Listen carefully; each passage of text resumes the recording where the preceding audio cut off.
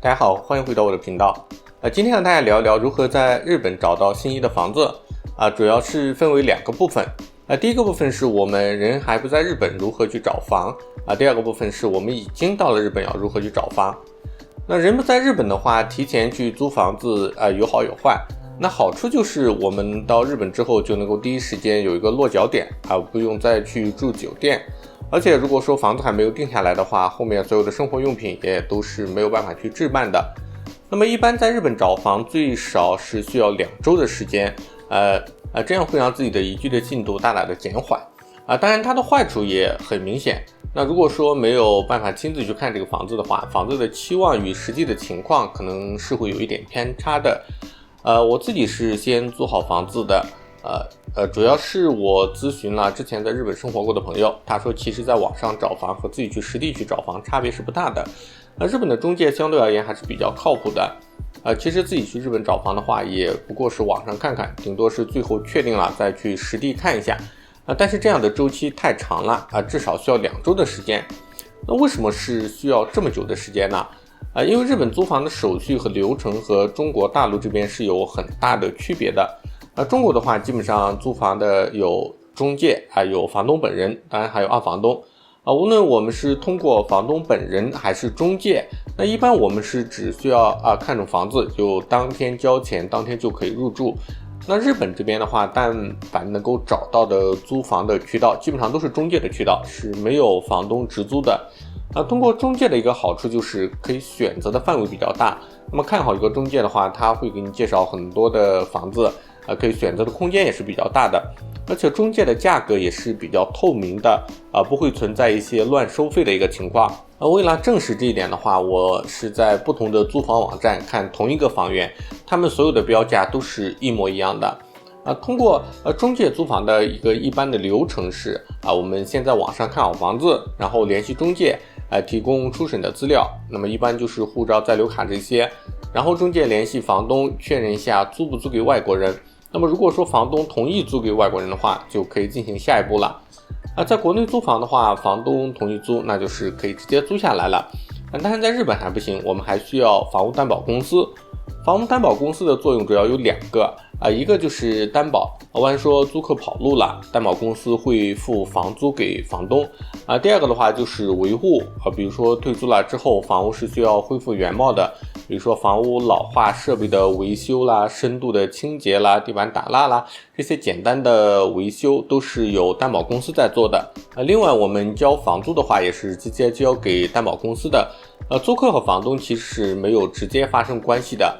所以说在日本租房一般会牵扯到4方，那么租客、房东、房屋中介和房屋担保。那接下来就正式向大家去分享一下我租房的一个经历。那么如果说屏幕面前的小伙伴也决定提前租房的话，那么可以把我今天的视频作为一个参考。那么首先日本租房的第一个难点就是靠谱的中介。那如果说大家在网上搜索日本租房，第一个能找的肯定是 Sumo 这个网站。Sumo 目前确实是日本市场上最大的一家租房网站了。它的优势是房源会非常的多，在日本的全国各地都会有它的一个房源。这些房源的话都是全国各地的中介公司发布的。所以说用 Sumo 做一个初步的筛选是非常推荐的。我们可以到它的官网来看一下。我们点击我要租房，选择租赁物件，然后选择具体在哪个地方哪个区域，可以根据条件进行一个筛选。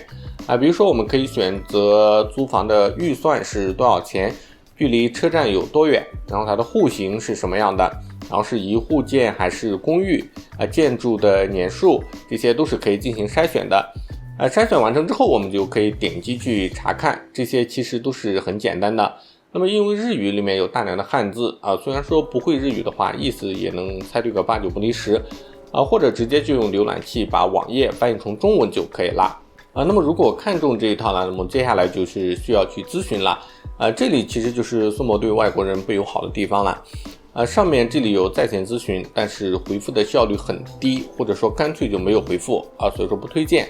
我们看到这里有咨询电话，如果我们会日语的话，直接去打这个电话来进行一个咨询但是在我们实际拨打的时候发现一直是提示这个是空号我让在日本的朋友去帮忙拨打，他那边是可以打通的我这个时候才明白，原来他这个电话是一个虚拟号码，如果说我们直接用中国的手机号码去拨打国际长途，是提示是空号，是打不通的。解决的方法有2种，一种是通过 Skype 直接拨打地区选择日本，然后去拨打这个电话，就是可以打通的一个状态。然后日语好的话就可以去进行一个咨询。还有一种方法，就是因为它这里有个店铺的名称，我们可以直接在网上去搜索这个店铺，用 Google 去搜索，然后在右边这里就可以看到这个店铺的真实的电话号码。这个电话号码的话，我们还是可以通过 Skype 去拨打，还是比较推荐的。话费的话也是比较便宜。另外的话，我们也可以直接用中国的手机号码去打国际长途。但是有的店铺的话，它这个座机可能没有开通国际长途的功能，也有可能是接不通的。我自己的话是采用 Skype 这个方法，找了一个会日语的朋友帮我们去打电话去问这个房子。在咨询了差不多将近有10家中介机构之后，最后是有2家可以接受外国人申请的，但是只有1家是必须要人在日本才可以的，最后1家是可以人不在日本也可以来申请房子的。但有可能是我运气比较差，只找到了1家可以接受海外审查的中介机构。那么大家也可以在Sumo上面自己去联系一下，看看有没有更多的能够接受海外审查的中介机构。那么我自己找到的这家房屋中介机构是 Home Meadow， 我们可以直接到它的官网来看一下。这家的话也算是比较大的了，在全国各地都有线下的实体店铺，我们可以直接它的官网上去找房子，还可以在线咨询。在官网这里我们可以看到有个日本的地图，全国各地的房源都是有的。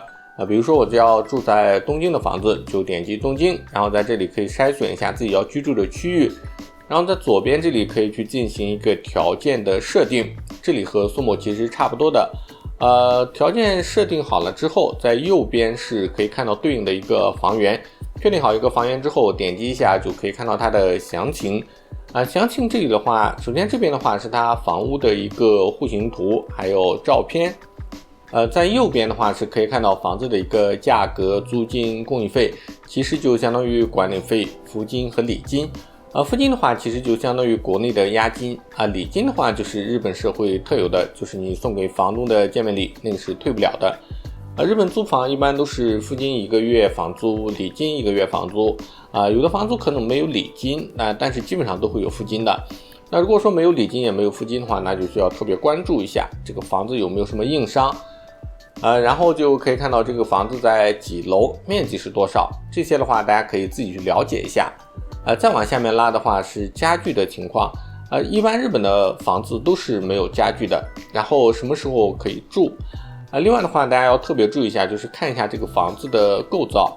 房子构造的话，这个的话它是铁骨造的，日本的房子一般都是木造、铁骨造，还有钢筋混凝土造。如果说比较注意隐私的话，建议去选择钢筋混凝土造这样的房子的话，它的隔音会比较好一点。但是租金的话相对也会贵一点。木造和铁骨造的话，它的隔音会比较差，但是优点的话就是比较便宜。选择完成之后的话，就可以点击下面的通过邮件、电话或者说线上去进行一个咨询。推荐的话，大家点击这里的通过在线进行咨询，然后在这边输入自己的名字、邮箱，大家用 Gmail 就可以了。之后的话，系统就会生成一个聊天对话框，大家可以在这里和中介进行一个沟通就可以了。然后另外的话就是我们到日本之后如何租房。其实到了日本的租房方式和海外差不多，一般都是在网上找房子，或者说是通过线下中介的实体店去找房子。看到了合适的就联系中介去看房就可以了。当然在日本的话，其实最推荐的是大家到租房中介的网点去谈就可以了，因为他会给你介绍很多符合你条件的一个选择，根据这些推荐的话去进行选择就可以了。那么关于如何和中介去沟通，如何去看房，如何去确定房屋的价格，如何签合同，最后签完合同之后如何付款，这些的话因为本期视频的时间有限，下期会和大家分享。大家可以关注我的频道，点开小铃铛，这样就不会错过视频更新的通知啦。那我们下期再见。